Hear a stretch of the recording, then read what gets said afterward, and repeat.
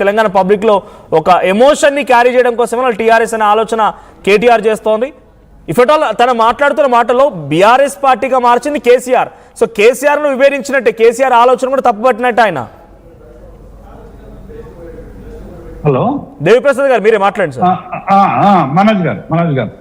మనోజ్ గారు ఇప్పుడు TRS party అనేటువంటిది ఒక చారిత్రక సందర్భంలో పుట్టినటువంటి ఒక రాజకీయ పార్టీ. తెలంగాణ రాష్ట్ర సాధన కోసం వినండి, మీరు కొద్దిగా స్పేస్ ఇచ్చినాక మీరు అడిగితే నేను మళ్ళీ సమాధానం. ఓకే. ఎందుకంటే 2001 వరకు జరిగినటువంటి అనేక తెలంగాణ రాష్ట్ర సాధన ఉద్యమాలు, ఇన్క్రెడిబుల్ లీడర్ అనే మా సేనన్ అన్నాడు, దేశవ్యాప్తంగానే రాష్ట్ర సాధనలో ఒక క్రెడిబుల్ లీడర్ కేసీఆర్ గారు. ఎందుకంటే గతంలో జరిగినటువంటి తెలంగాణ రాష్ట్ర సాధన ఉద్యమాలు ఏ కూడా విజయ తీరాన్ని చేరలేదు. అది మనం అందరం కూడా గుర్తుపెట్టుకోవాలి. విధానాల మీద విమర్శించడం వేరు. ఒక రాజకీయ పార్టీగా కేసీఆర్ గారు ఆనాడు ఉన్నటువంటి స్థితిలో, ఆ రోజు తెలుగుదేశం పార్టీలో ఉన్నప్పటికీ కూడా ఆ రోజు ఉన్నటువంటి సందర్భంలో రాజీనామా చేసి 2001లో, ఎందుకంటే తెలంగాణ అంటేనే విపరీతమైనటువంటి నిర్బంధం, ఎన్కౌంటర్లు, తెలంగాణ పేరే ఎత్తొద్దని అసెంబ్లీలో ఓంకరింపులు, ఇవన్నీ పడినటువంటి నేపథ్యంలో ఒక సాహసోపేతమైన నిర్ణయం తీసుకొని కేసీఆర్ గారు ఆనాడు ఉన్నటువంటి రాజకీయాల్లో ఒక పెను సవాలుగా టిఆర్ఎస్ పార్టీ పెట్టడం అనేటువంటిది ఒక చరిత్ర. ఆ చరిత్రను ఎవరు కాదన్నా అది చరిత్ర కాకుండా పోదు.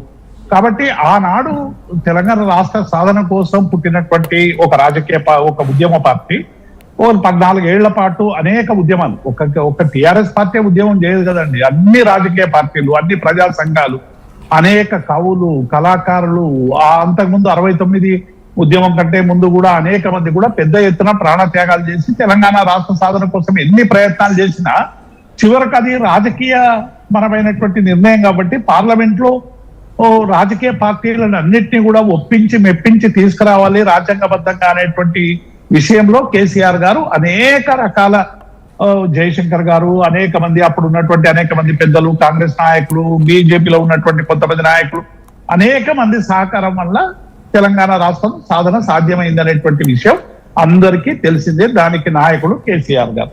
ఇందులో ఎవరికి డిస్ప్యూట్ ఉండాల్సినటువంటి అవసరం లేదు. ఏమి 2001 తర్వాత ఒక 2 సార్లు అధికారంలోకి వచ్చిన తర్వాత బీఆర్ఎస్ పార్టీగా 3 సంవత్సరాల క్రితం అనుకుంటా, 3.5 సంవత్సరాల క్రితం బీఆర్ఎస్ పార్టీగా దాని పేరు మార్చడానికి ఆ రోజు కేసీఆర్ గారు అనుకున్నటువంటి రాజకీయ లక్ష్యం ఏంటంటే, ఇప్పుడు కేంద్ర ప్రభుత్వం అనుసరిస్తున్నటువంటి ఫెడరల్ స్ఫూర్తి విషయంలో కావచ్చు, మిగతా విధానాల విషయంలో కావచ్చు, ఇది ఒక సంకీర్ణ యుగం లాగా మారుతున్నది. ప్రాంతీయ పార్టీలకు సంబంధించినటువంటి, అంటే అటు డిఎంకే గానీ మిగతా పార్టీలు కానీ, అవి ఎక్కువ సీట్లు ఉండడం వల్ల అనేక విషయాలు సాధించుకోగలుగుతున్నాయి. మనం కూడా జాతీయ పార్టీగా మిగతా రాష్ట్రాలకు సంబంధించినటువంటి కూడా రాజకీయాల్లో ప్రాబల్యం పెంచుకుంటే అన్ని రకాలుగా ఈ దేశంలో సరైనటువంటి ఒక రాజకీయ విధానం మొదలవుతుంది అనేటువంటి ఒక ఆలోచన, లక్ష్యం అనుకోవడం అనేటువంటి తప్పు కదండి. ఇట్ ఈస్ నాట్, అది ఒక తప్పు అనేటువంటి విషయం కాదు. అనుకున్నారు, లక్ష్యం నెరవేరలేదు. అనుకున్న తీరుగా మిగతా రాష్ట్రాల్లో చేద్దామనుకున్నా కూడా పరిస్థితులు అనుకూలించలేదు. ఇక్కడి సరైనటువంటి నిర్మాణం జరగలేదు. ఈ తెలంగాణ మీద కొంత దృష్టి తగ్గింది. ఇవన్నిటి వల్ల కూడా మేము మళ్ళీ అధికారంలోకి రాకుండా పోయినటువంటి నేపథ్యాన్ని కూడా చూసినాం. కాబట్టి ఇప్పుడు పార్టీ మార్చమన్నది మా పార్టీకి సంబంధించినటువంటి అంశం. మిగతా పార్టీలు వాటిని గురించి అంటే ఇక్కడ చర్చ ఏంటంటే, కవిత గారు రీసెంట్ గా తన చిట్చాట్ లో తన పార్టీ కూడా టిఆర్ఎస్ తోనే ఉండబోతోంది, టిఆర్ఎస్ పేరుతోనే పార్టీ పెడుతున్న రకంగా మాట్లాడుకొచ్చారు. తర్వాత మనం బీఆర్ఎస్ గా మార్చినప్పుడు ఏం పొడిచామని జాతీయ రాజకీయాలకు వెళ్ళామని మాట్లాడుకొచ్చారు. సో ఇప్పుడు అవన్న మాటలు నిజమవుతున్నాయని కదా, కవిత గారి మాటలు నిజమవుతున్నాయంటే ఇప్పుడు కేటీఆర్ మాట్లాడుతుందంటే ఏం నిజం, ఎవరు నిజమవుతున్నాయి అన్నారు అంటే మీ అంతలో మీరే చేసుకుంటూ అయిపోతుందా? నేను ఏమంటున్నా, టిఆర్ఎస్ దానికి సమాధానం, ఇప్పుడు దానికి ఏం సమాధానం వినండి మనోజ్ గారు. ఇప్పుడు నేనేమంటున్నా, టిఆర్ఎస్ పార్టీ పేరు ఫ్రీజ్ అయింది. అంటే ఒక రాజకీయ పార్టీగా వచ్చిన తర్వాత, పేరు మార్చుకున్న తర్వాత 6 years వరకు ఎన్నికల కమిషన్ నిబంధనల ప్రకారం ఆ పేరును ఎవరు పెట్టుకునేటువంటి అవకాశం లేదు. ఇప్పుడు ఉన్నటువంటి నిబంధనల ప్రకారం ఒకవేళ ఎవరైనా టిఆర్ఎస్ అంటే తెలంగాణ రైతు సమితి అని పెట్టుకోవచ్చు, తెలంగాణ రక్షణ సమితి అని పెట్టుకోవచ్చు, ఇంకేదైనా టిఆర్ఎస్ పేరు వచ్చేటట్టు అబ్రివేషన్స్ వచ్చినట్టు పెట్టుకోవచ్చు కానీ తెలంగాణ రాష్ట్ర సమితి అనేటువంటి పేరు ఇంకా 3 ఏళ్ల వరకు ఎవరు పెట్టుకోవడానికి వీల్లేనటువంటి ఒక నియమ నిబంధన ఉంది. అయితే బీఆర్ఎస్ పార్టీ పెట్టడంలో చాలా మంది ఆ రోజు టిఆర్ఎస్ ను బీఆర్ఎస్ గా మార్చడం సరైంది కాదనేటువంటి భావన డెఫినెట్ గా టిఆర్ఎస్ వర్గాల్లో ఆ రోజు కూడా ఉంది, అనేక మందిలో ఉంది, చాలా మందిలో ఉంది. ఆ తర్వాత ఆ విషయాన్ని స్వయంగా పార్లమెంట్ నియోజకవర్గాలకు సంబంధించినటువంటి రివ్యూ మీటింగ్లలో కార్యకర్తలు, నాయకులు అనేక మంది కూడా మళ్ళీ మన పార్టీ పేరు మార్చాలనేటువంటి చర్చ జరిగినటువంటి సందర్భంలో ఈ నియమ నిబంధనలు ఇవన్నీ ఉన్నాయి కాబట్టి ఇప్పుడు ఉన్నటువంటి స్థితిలో ఇది బీఆర్ఎస్ పార్టీగానే కొనసాగుతాం, ఇప్పుడు మార్పు చేయాల్సినటువంటి అవసరం లేదు అనేటువంటి విషయంలో ఇప్పుడు కొనసాగుతా ఉంది.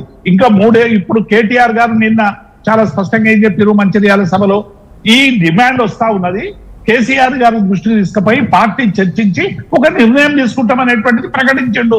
ఇది ఎవరో చెప్తే చేసినటువంటి అంశం కాదు, ఇది కవిత గారు జాగృతి రాజకీయ పార్టీ పెట్టకుందే కవిత గారు మా పార్టీలు ఉన్నప్పుడే ఈ చర్చ జరిగింది. కవిత గారు కూడా ఉన్నారు ఆ సమావేశాల్లో, నిజామాబాద్ సమావేశాల్లో కవిత గారు కూడా ఉన్నారు.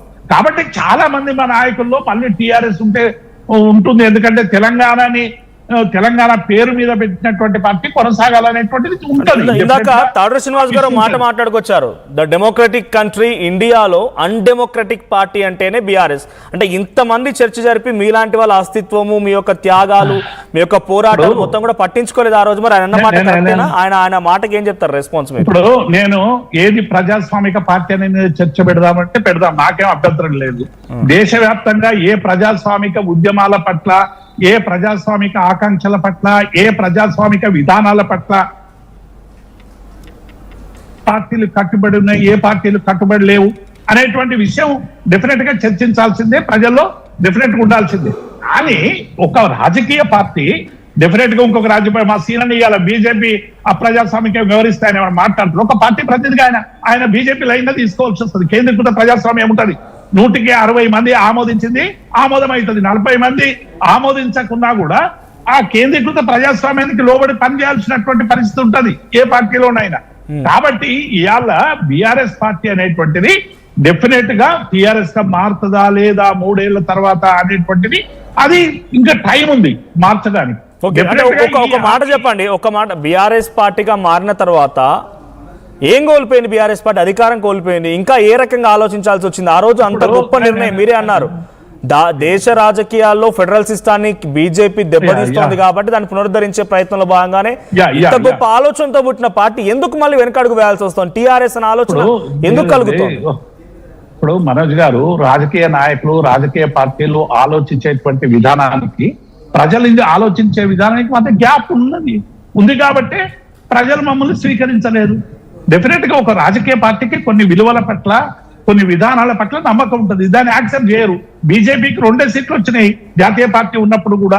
ఆ తర్వాత జరిగినటువంటి పరిణామాల వల్ల, కాంగ్రెస్ చేసినటువంటి అనేక రకరకాల ప్రజా వ్యతిరేక విధానాల వల్ల ఒక రాజకీయ పార్టీగా భారతీయ జనతా పార్టీ ఎదిగి ఇవాళ అధికారంలోకి వచ్చేటువంటి పని అయింది. మోదీ గారిని అమెరికాలోకి రాకుండా పాస్పోర్ట్ ఇయ్యనటువంటి నేపథ్యాన్ని మనం చూసినాం. పార్టీ పేరు ప్రతిపక్షాలు కూర్చోబెట్టిందా? పార్టీ పేరు మార్పే ప్రతిపక్షాలు కూర్చోబెట్టిందా? అట్లేం లేదండి, అది ఒక్కటే కారణం కాదు, చాలా కారణాలు ఉన్నాయి. విధానాలకు సంబంధించినటువంటి కారణాలు ఉన్నాయి, మా నాయకులకు సంబంధించిన యాటిట్యూడ్ కి సంబంధించిన కారణాలు ఉన్నాయి, అనేక కారణాలు ఉంటాయి.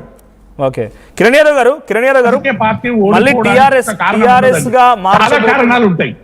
టిఆర్ఎస్ గా మార్చబోతున్నారనే సంకేతాలు స్పష్టంగా కనబడుతున్నాయి. ఎందుకంటే దేవిప్రసాద్ గారు చెప్తున్న టెక్నికల్ గా అయినా సరే ఇంకో 3 ఏళ్ల పాటు అవకాశం ఉంది వాళ్ళకి. తర్వాత టిఆర్ఎస్ నుంచి బీఆర్ఎస్ గా మారిన తర్వాత చాలా కోల్పోయామని స్వయంగా ఆ పార్టీ వర్కింగ్ పార్టీ కేటీఆర్ కూడా మాట్లాడుకొచ్చే ప్రయత్నం చేశారు. సో చాలా వరకు ఇంటర్నల్ కూడా డిస్కషన్స్ లో ఇవే వాయిస్ వినిపి